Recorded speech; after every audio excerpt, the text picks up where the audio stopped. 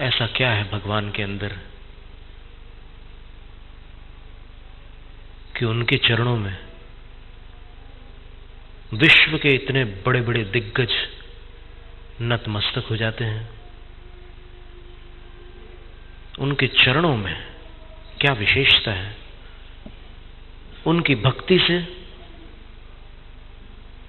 वो देव अपने आप को कृतकृत्य मानते हैं।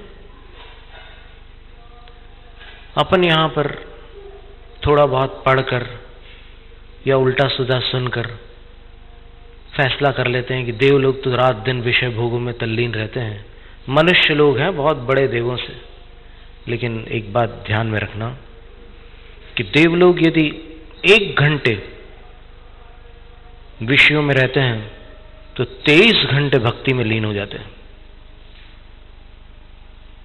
इसकी आप खोज कर लेना कहीं से मिल जाए तो।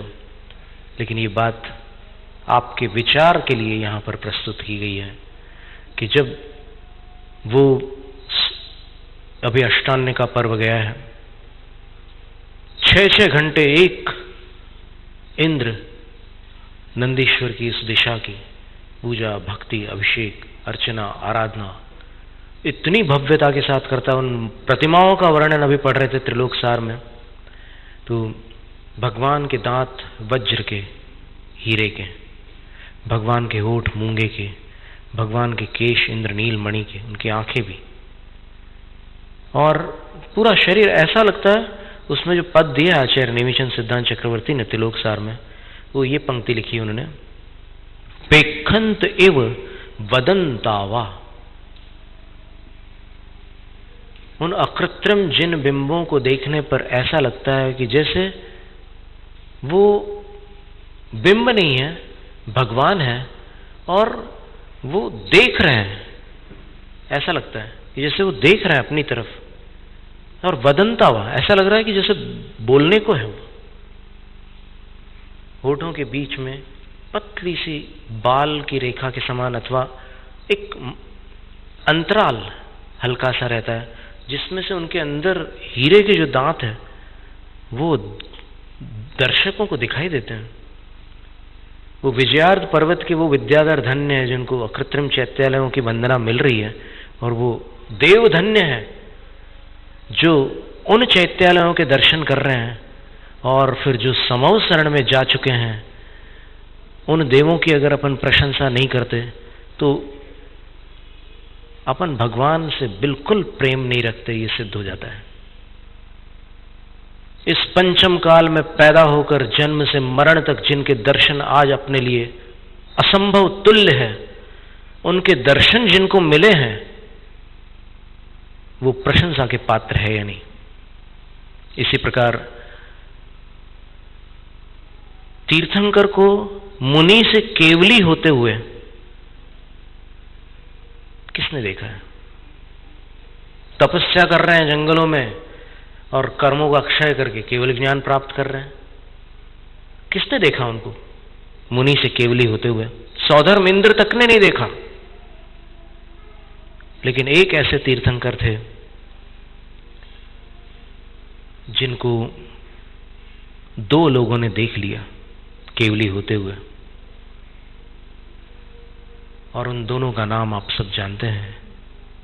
वो थे धरणेन्द्र और पद्मावती। आप सोचो कि इस पंचम काल के एक साधु का आहार देखकर लोग अपने आप को धन्य मानते हैं। जिन्होंने तीर्थंकर को मुनि से केवली होते हुए देखा है, क्या वो प्रशंसा के पात्र नहीं हुए? निस्संदेह हुए, और वो भी ऐसे काल में जब वो भगवान की सेवा कर रहे थे।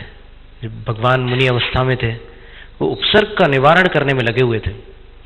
आज लोग बोलते हैं कि फणा वाली प्रतिमा केवली अवस्था की नहीं है, मुनि अवस्था की है।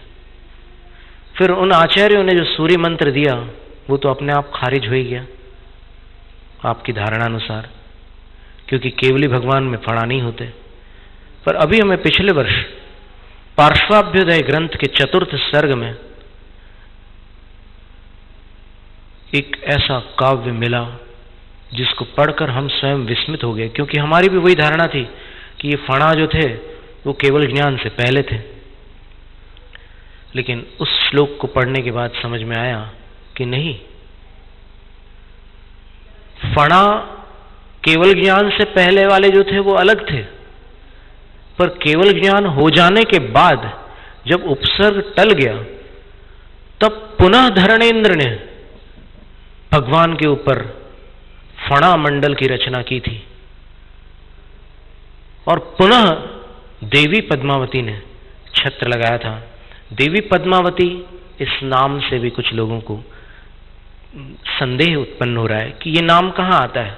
उत्तर पुराण में तो नाम नहीं दिया, धरणेन्द्र नाम दिया और तत्पत्नी लिखा है, तो फिर देवी पद्मावती कहां से आ गई। लेकिन हमने और प्राकृत ग्रंथों में देखा, संस्कृत ग्रंथों में देखा, तो पार्श्वनाथ चरितम में आचार्य सकल कीर्ति महाराज ने पद्मावती इस नाम का उल्लेख किया है। और इस ग्रंथ को अमान्य करने से पूर्व आचार्य विद्यासागर महाराज श्री के संग में जो पठन पाठन का एक क्रम चलता है उसमें जरूर देख लेना कि आचार्य सकल कीर्ति मान्य है या अमान्य, क्योंकि हमने स्वयं मूलाचार प्रदीप का स्वाध्याय किया आचार्य श्री के मुख से, और मूलाचार प्रदीप के रचयिता आचार्य सकल कीर्ति थे जिन्होंने पार्श्वनाथ चरितम की रचना की है। तो वो आचार्य श्री को मान्य होंगे तभी तो उनने पढ़ाया, उनके द्वारा लिखा हुआ ग्रंथ। अमान्य होते तो कैसे पढ़ाते। और यदि आचार्य श्री को मान्य है तो उनको अमान्य करने वाला प्रकारांतर से आचार्य श्री को अमान्य करने वाला है ही। इसका कौन निषेध कर सकता है कि आचार्य श्री जिस ग्रंथ को पढ़ा रहे हैं उसके ग्रंथकर्ता को अमान्य करने वाला आचार्य श्री का समर्थक हुआ या विरोधी। और उन्होंने पद्मावती नाम दिया है। और इसी प्रकार प्राकृत में भी हमें एक पार्श्वनाथ चरित मिला था, अभी वो हमारे पास उपस्थित नहीं है, अन्यथा हम उसके भी नाम और गाथा वगैरह आपके सामने रखते। तो इसलिए ये एक बात हो गई कि वो कितने धन्य थे जिन्होंने मुनि अवस्था से केवली अवस्था में जाते हुए भगवान के दर्शन की और सेवा की। किसी के चौके में गुरु के आहार होते हैं तो उससे कहते हैं कि तुम्हारी लॉटरी खुल गई। और इनकी सेवा करते समय जो सेव्य थे, जिनकी सेवा की गई थी, वो केवली हो गए, तो ये कितने धन्य हुए। इसलिए जिसके जो गुण हैं उसकी प्रशंसा करने में आनाकानी करना जिन शासन में किसी को शोभा नहीं देता। जो गुण है उनकी प्रशंसा करो। आचार्य मानतुंग स्वामी किसी महिला से छोटे थे या बड़े? बड़े थे ना।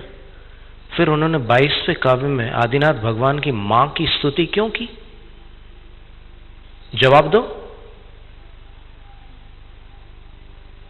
जब आचार्य मानतुंग स्वामी तीर्थंकर की मां की स्तुति कर सकते हैं तो फिर ये बात अपने को शिक्षा के रूप में ग्रहण करने योग्य है कि जिन शासन के सेवक जितने भी सम्यक दृष्टि देव या मनुष्य हैं, उनमें जो गुण हैं उनकी प्रशंसा करने में अपन कंजूसी न करें। आपको ये गलत प्रशिक्षण मिला है कि ऐसा करोगे तो मिथ्यात्व हो जाएगा। मिथ्यात्व का आतंक बताकर आपको जैन शासन की अनेक प्रामाणिक क्रियाओं से विमुख किया गया है। पर घबराइए मत। जब तक जिन शासन के प्रति समर्पित वक्ता, श्रोता और व्रति विद्यमान है, आचार्य गुणभद्र स्वामी ने लिखा है कि वक्ता, श्रोता और व्रति ये तीन अगर होंगे तो फिर तीर्थ कहलाता है। ये तीनों नष्ट हो जाते हैं तो उसको तीर्थ का विच्छेद कहते हैं।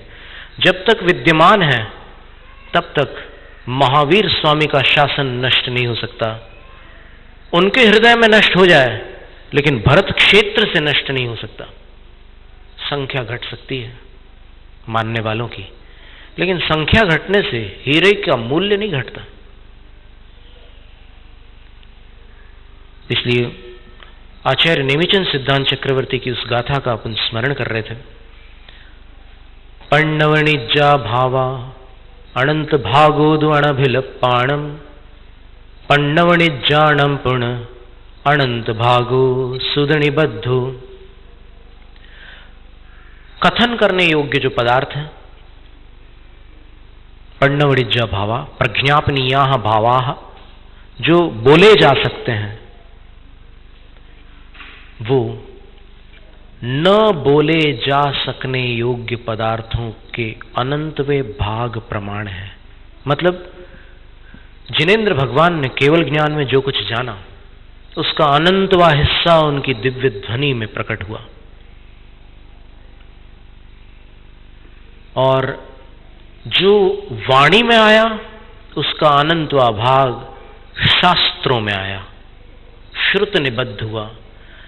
और शास्त्रों में जो निबद्ध हुआ 12 अंगों में 112 करोड़ से भी अधिक पद हैं द्वादशांग के, और एक पद में 16 अरब 34 करोड़ 83 लाख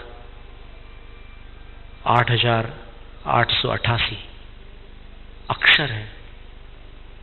इन अक्षरों को यदि A4 साइज के पेज पर प्रिंट किया जाए, मीडियम फॉन्ट साइज को लेकर 14, 15 साइज को लेकर 16 साइज को लेकर, तो हम पहले बतला चुके हैं कि उन पेजेस को यदि जोड़ दिया जाए, सागर के पास शाहपुर नाम के, गणेशगंज नाम के स्थान के एक पंडित जी थे, अमरचंद जी, उन्होंने बताया कि उन ऐसे अक्षरों को अगर ऐसे लिपिबद्ध करके या टाइप करके पेजेस को जोड़ा जाए तो 5 मील से लंबा उसका विस्तार हो जाता है।